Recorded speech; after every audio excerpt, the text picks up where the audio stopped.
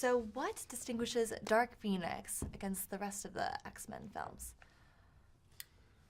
Well, it's the first time we've had a female protagonist. Well, center stage, female lead. It's, I think, as you said earlier, it's everything that Simon really sort of loves about the X-Men universe in terms of the relationships and the characters, how they relate to one another. So it's a very character-driven piece. And then, of course, there is moments of great spectacle, like the opening of the film, and for sure the last act is pretty intense.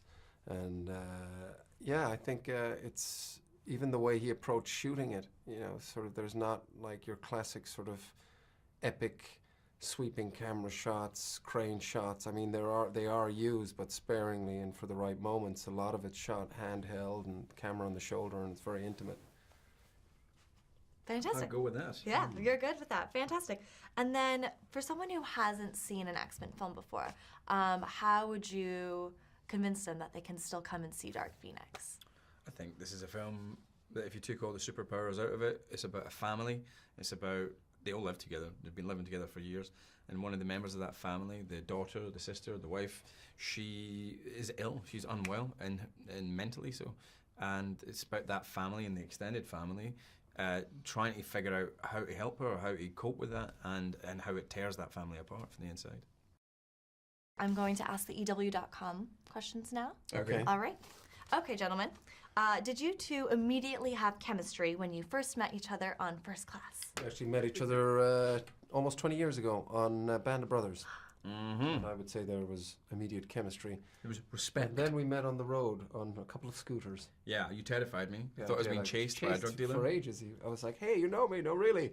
I couldn't see under the helmet, so I just said, no, no, no, no, no, no, no, no, no, no. And I you was like, speed what? off at the lights again. It's me, it's Fassbender. I was like, oh, dude. There was an immediate chemistry, I think, and that's why we ended up doing this together, I think, because it was... Well, James was at my audition as well. I auditioned for Eric, and James was kind enough to be there for that, so that was...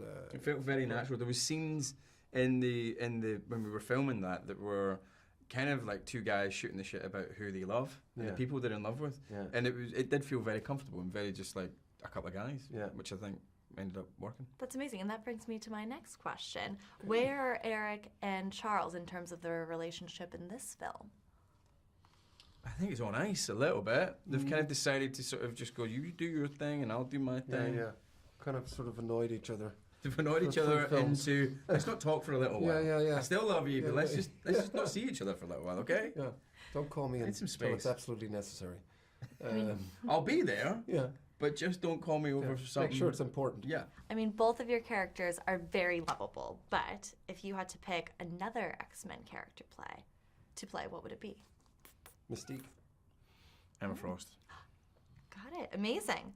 And how was Simon Kinberg as a director? This was his directorial debut. It was great. I mean, he kind of picked up from what he was like as a writer and producer, which was very chilled, very informed about what he's doing, and also very collaborative. So I was a little nervous for him, I got to say.